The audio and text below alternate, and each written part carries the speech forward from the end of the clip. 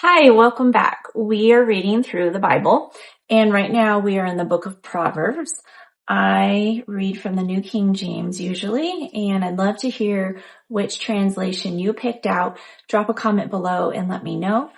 Let's get started. Proverbs chapter 5. My son, pay attention to my wisdom.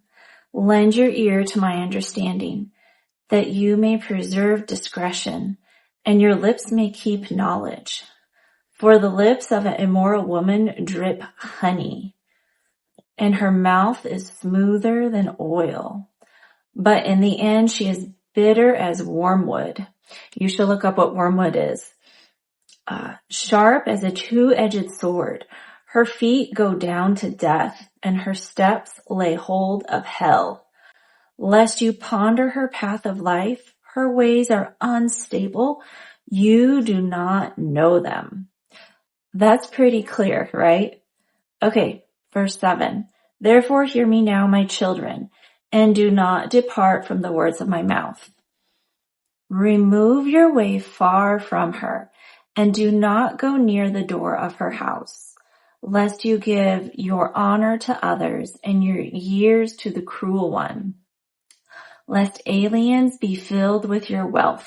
Aliens being people who don't belong there. And your labors go to the house of a foreigner. And you mourn at last when your flesh and your body are consumed. And say, how I have hated instruction, and my heart despised correction. I have not obeyed the voice of my teachers, nor inclined my ear to those who instructed me. I was on the verge of total ruin, in the midst of the assembly and congregation. I mean, pretty clear, right? Okay, so my notes in my Bible before verse 15 says faithfulness in marriage. So at some point I wrote that in during a Bible study. So verse 15, drink water from your own cistern. That means be faithful in your marriage. And running water from your own well. Should your fountains be dispersed abroad, streams of water in the streets, let them be only your own, and not for strangers with you. Let your fountain be blessed, and rejoice with the wife of your youth. That's beautiful. As a loving deer and a graceful doe, let her breast satisfy you at all times, and always be enraptured with her love. So many people think that Christians are prude, or that God doesn't